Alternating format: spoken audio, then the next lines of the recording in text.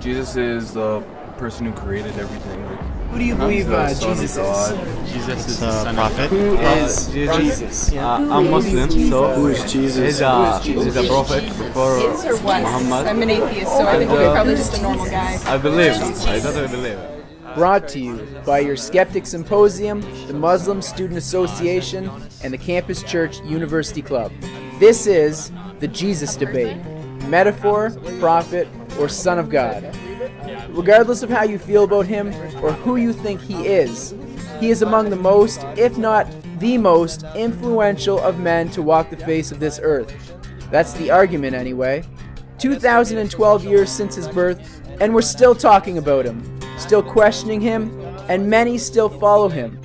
So the question of the night is very simple. In considering the great ripples across history and influence on a worldwide scale, how much do you know about Jesus? How much do you know about Jesus?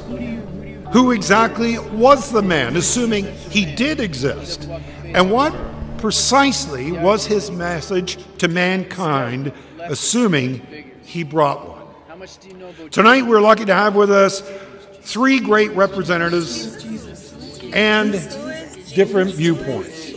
My position is that the historical person, Jesus Christ, never actually existed, but instead developed as a mythical figure from a number of sources as a composite of characteristics created in no small part by Saul of Tarsus, Paul, who used his own revelatory visions of Christ, along with ideas from previously developed myths of godlike kings, to develop, publicize, and promote what would eventually be called Christianity. I listened attentively to Dr. DiCarlo, and I did not find that anything in what he presented challenges the Muslim faith at its very core. The Muslim faith simply asserts that there was a man by the name of Jesus whom we now regard as a prophet.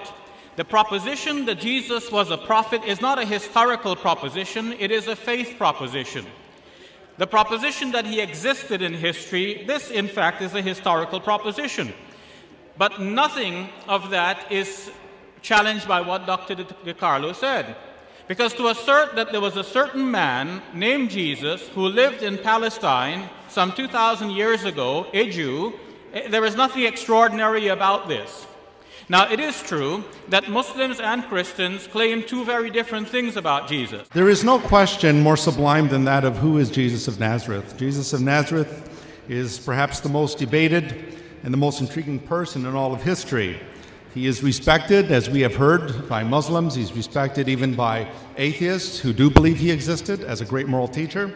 But there is something magnetic about Jesus of Nazareth. There is something about him and his identity that just won't sit still. The question still is asked today, 2,000 years later, who really was Jesus of Nazareth? That's a very interesting question because in the gospel accounts, Jesus comes to his disciples and asks them that very same question. He says, "Who do men say that I am? Who do you say that I am?" And the response that one of his disciples, Simon Peter, gave was, "You are the Messiah, the Son of the living God." There were many similar stories of pagan deities which existed up to thousands of years prior to the so-called existence of Jesus Christ. Many of the themes regarding the life of Christ were already circulating as mythological figures thousands of years before Christ's alleged existence. I shall argue that it is a far more plausible and responsible position to believe that such a person as Jesus Christ never actually existed than to accept his existence based on the contradictory gospel testimonials found in a single text. 1,000 years before Christ in India, born of a virgin, was a carpenter, baptized in a river.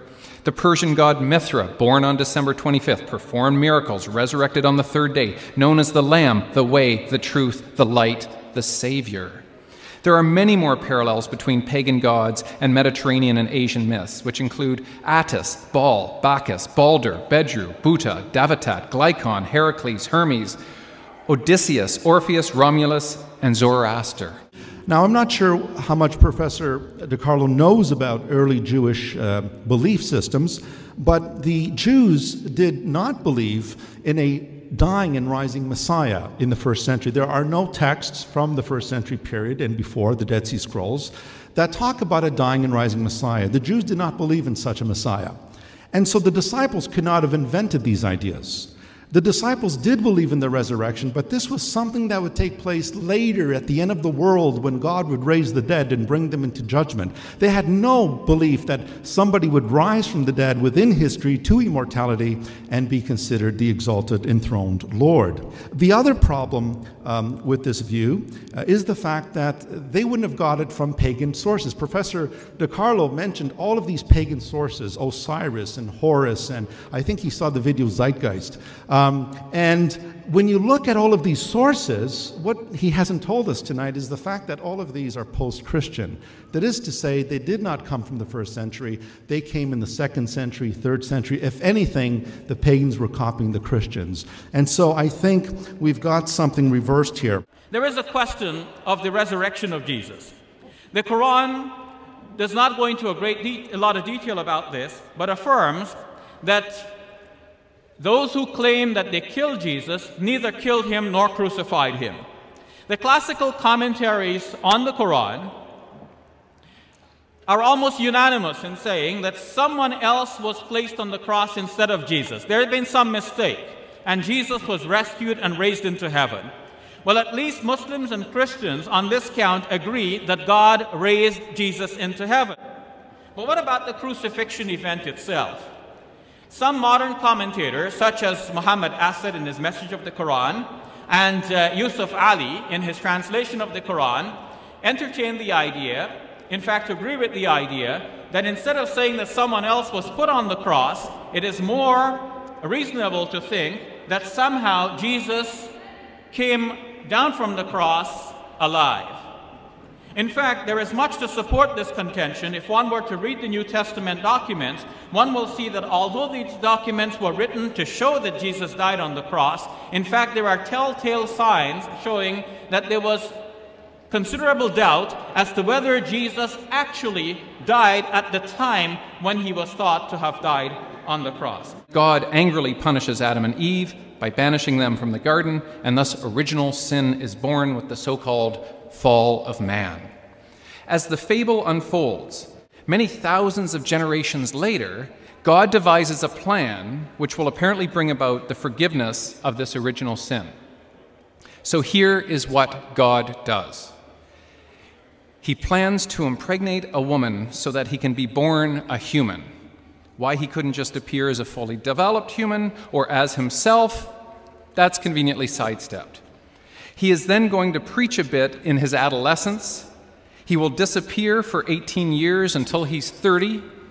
He will then be followed by a dozen men while he preaches through some Near Eastern towns. He will then allow himself to be sacrificed. To whom? Why, himself, of course. And in so doing, this will save the descendants of Adam and Eve from the suffrage he originally condemned them to. All of this sounds incredibly convoluted and highly unnecessary when we consider the extent and contradictory nature of God's supposed powers. It seems to me to be not a great leap of faith to accept that God is inspiring some of us, and he may inspire some of us to greater degrees than the rest of us, and such persons be referred to as prophets. Now, to say, however, that one of these prophets was God himself involves contradictions and problems. And Dr. DiCarlo has pointed out what are some of these problems. Jesus made claims about himself where, yes, he did speak of himself as the Son of God. Shabir made some allusions to that. But when Jesus made claims to being the Son of God, it is very clear that his audience understood these claims as divine claims. In other words, they considered such claims to be blasphemous. And one of the reasons in which he was sentenced to death, we are told, was on the charge of blasphemy because he claimed to be the Son of God. It's very clear from history that Jesus of Nazareth also was executed on a Roman cross. Whether or not you believe, as the Islamic faith professes, that Jesus Christ was an important prophet, or as the Christians do, that he was the actual Son of God, you would think there would be a lot more existing historical information about him. But the New Testament is still the main source from which Christians receive and accept information regarding his so-called existence. So far as we know, Jesus did not write anything, nor did anyone who had personal knowledge of him. There is no archaeological evidence of his existence. There are no contemporaneous accounts of his life or death, no eyewitness accounts, or any other kind of first-hand record. All the accounts of Jesus come from decades or centuries later.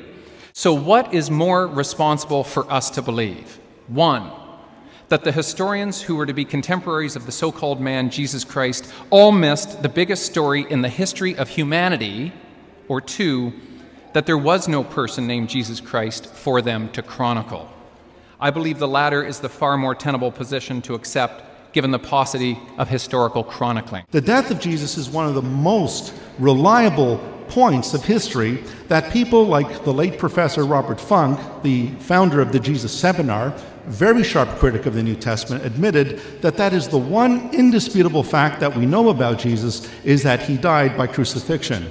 The late Professor Raymond Brown put it this way. He said that the crucifixion of Jesus was the most public event in Jesus' life. Fact number 2, following the death of Jesus, Jesus was given an honorable burial by a member, a secret disciple by the name of Joseph of Arimathea. John A.T. Robinson from Cambridge University and even the late Rudolf Bultmann, both of them admitted that the burial of Jesus, the account of that burial, rests on solid historical grounds. Fact number 3, on the Sunday following his execution, a number of his women disciples came to his tomb and discovered it to be empty. The empty tomb of Jesus is something that is considered to be a historical fact. Not a theological proposition, but something that was an actual event in history. It was found to be empty. Now, how did it get empty? That is where historians back up and open the way for philosophical and theological speculation. Fact number 4, the disciples of Jesus, including the women disciples, experienced what's called post-mortem appearances. That is to say, they saw the risen Jesus alive again after his death. And this 4th point leads to the 5th and final point, namely that these 4 points lead to a cumulative conclusion that forms the origin of the Christian way. From the earliest times, the early Christians made the confession that Christ died for their sins, according to the Scriptures, that he was buried, and that he was raised again on the 3rd day. Paul's letters are considered the earliest documents in the New Testament. In his first letter to the Corinthians, chapter 15, verses 3 to 4, you find within that section what is considered by scholars the earliest Christian creed. James Dunn, professor at the UK, says that this creed was circulating within months after the death of Jesus. That is an astronomical, incomprehensible, early data that we have here in our hands. This is absolutely incredible. What was that creed that was circulating within months after the death of Jesus? Christ died for our sins, that he was buried, and that he was raised again on the 3rd day. Thank you. As we said, this was a question composed by the Skeptic Symposium Club here altogether.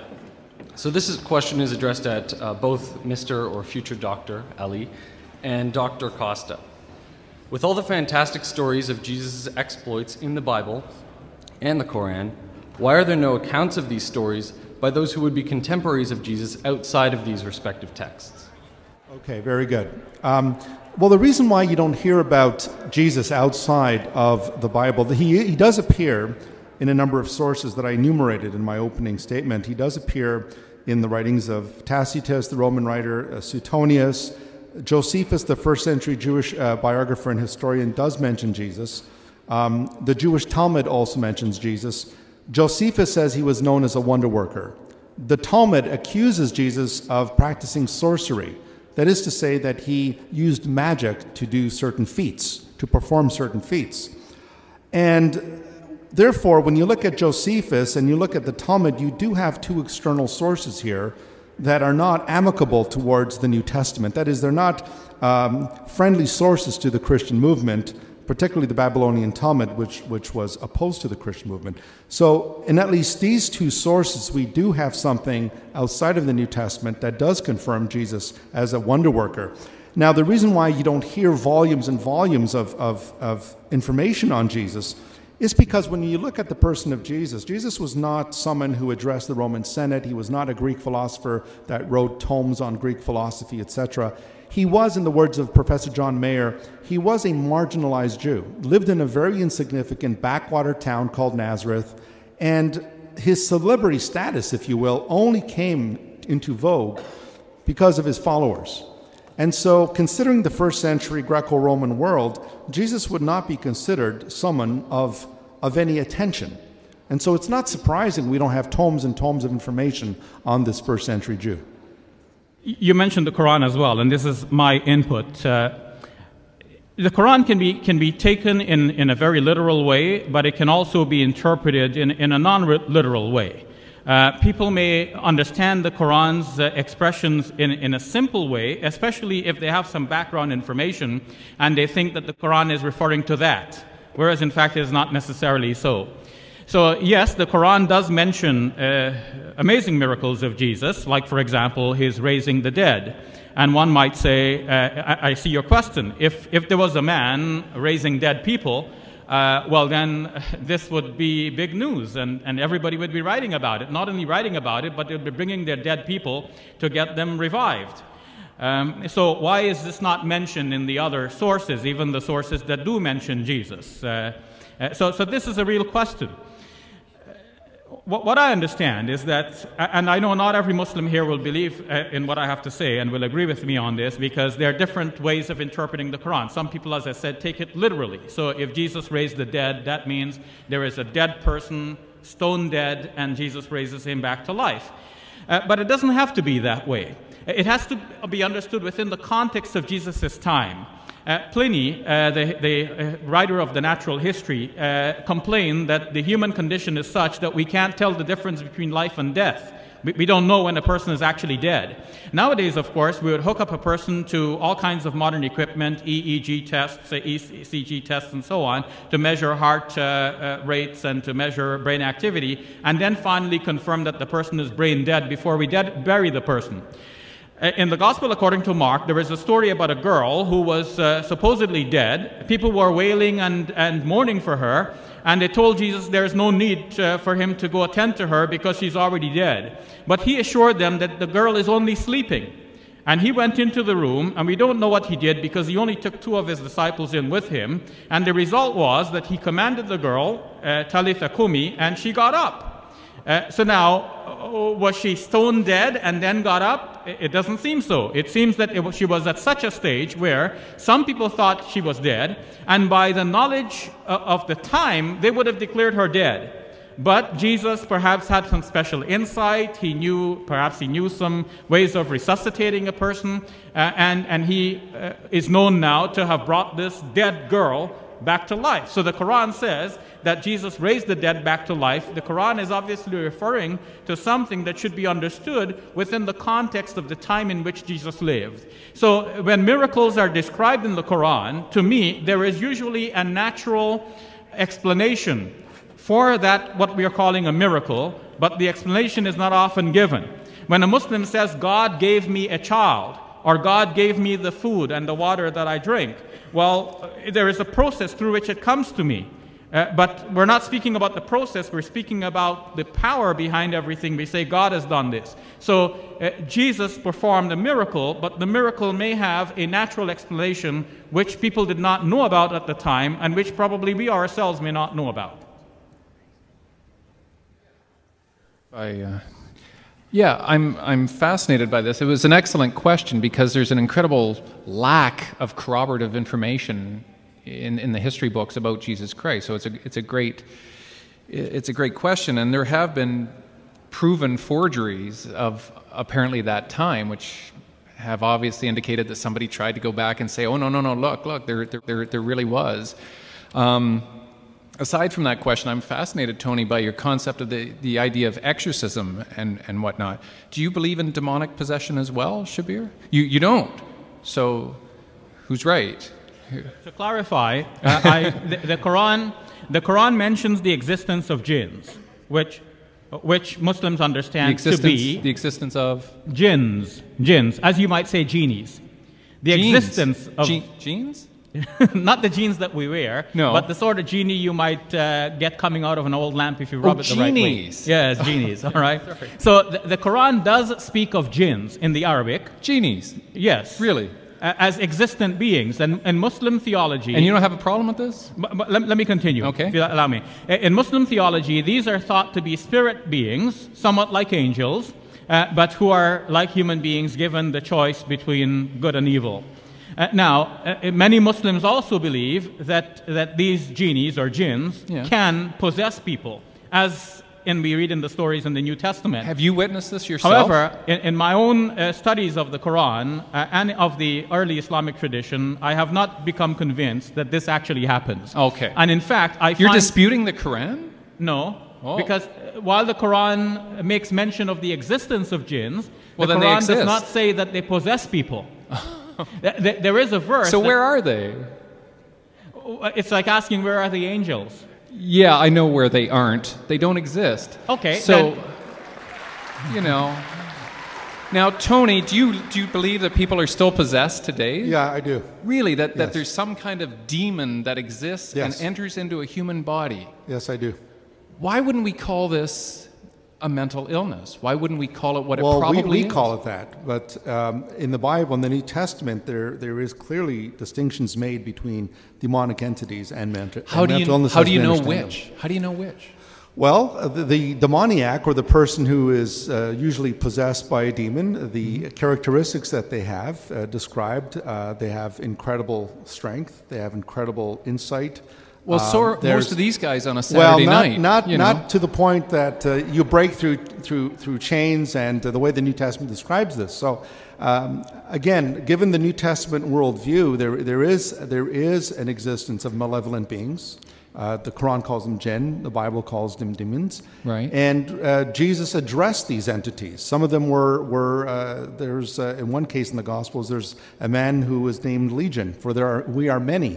And he addressed these creatures or these entities, and he commanded them to come out. And why did the demons do this? Why did the genies apparently, Well, do this? I mean, the Bible doesn't talk about the genies, but the demonic entities. The Bible describes these as destructive forces. These are destructive entities that seek to destroy life, to deprive people of their well-being. And Jesus Christ healed people by also exorcising these entities, by addressing them and commanding them to come out. And the demons just leave? They say, "Oh, sorry." If the Lord and Master of the universe gives you a command, you better obey. Okay. I want to